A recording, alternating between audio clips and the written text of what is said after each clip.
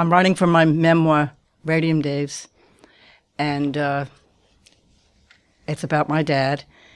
And I haven't seen him in 12 years. They released him. He had post-traumatic stress. And this is a moment that I spent with him. He asked everybody to go to the movies with him, and nobody would. But I found out why later on. Okay. On rare occasions, Dad would unexpectedly resist the magnetic pull of his bar stool, stepping with me to the Linden Cinema on Merrick Boulevard. His hand, callous from holding hotel handles fast, enclosed mine.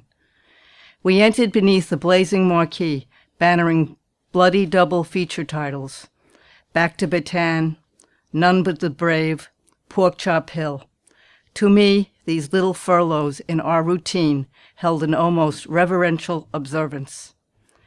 In the darkness, we shared ghostly images of soldiers lost or missing in action, their formations crossing silver-screen fields in grisly marches to death. Watching my father search the faces for missing friends was harder than enduring Hollywood's carnage in the front row. I held my seat tight through German tanks coming down on our heads, minefields, and two-story men locked in hand-to-hand combat. I wouldn't allow machine gun rattles to separate me from duty, no matter how loudly they vibrated. Plush green movie cushions stiffen into the frozen feel of snow-coated ground, absorbing the storms of shrapnel ripping into uniform flesh. I searched for foxhole cover with terrified GIs, often ducking too late. Though I resisted signs of cowardice, inevitably I would cover my eyes with my jacket sleeve, unable to stop the noise.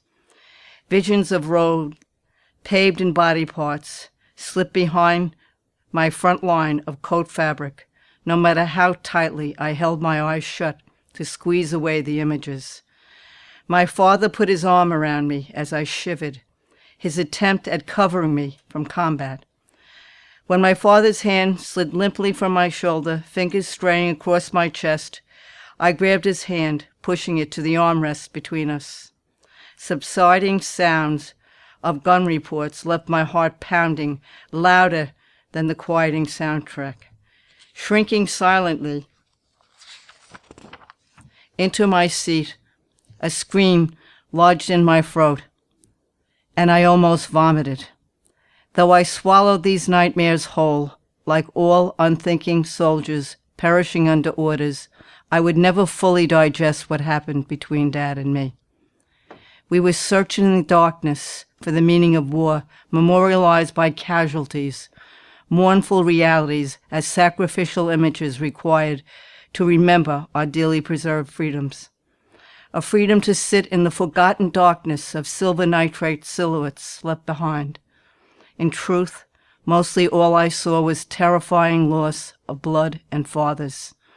In this dim and fluttering projecting light of other days, my father and the flower of his male generation were finally allowed the tears bitterly restricted in prior tours of duty, even as I held mine in check. This was the vigil for which I came, to understand and honor sacrifices that made no sense to the peaceful world. We emerged from the Linden to a coat of powdery snow, brightening Laurelton's night of ash cans, alleyways, and hydrants.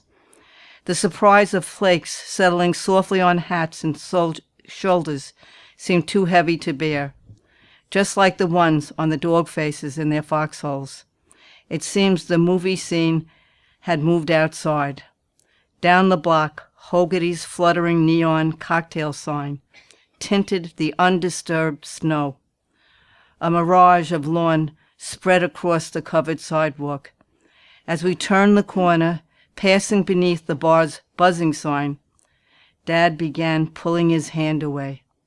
I squeezed his fingers as tightly as I could to steer him home. His loosening grip indicated I was to be released from escort duty.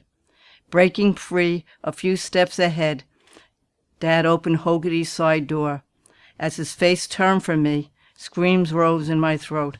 Powerless to hold him back, I resigned myself to my father's command. Good soldiers returned to post, preparing for tomorrow's siege. I stepped in the shoe prints he left in the snow, following until the door closed, stopping me at the brass plate threshold. Walking back alone, the stinging cold changed my breath to whitened steam. The powdery blossoms of my lungs, artillery bursts. I scanned the treetops for movement. Had the cinematic snipers followed me, stepping carefully as not to trigger reports of dried twigs beneath the snow that might expose my position. I stayed in the center of the sidewalk where other feet had already covered their tracks in snow. Thank you.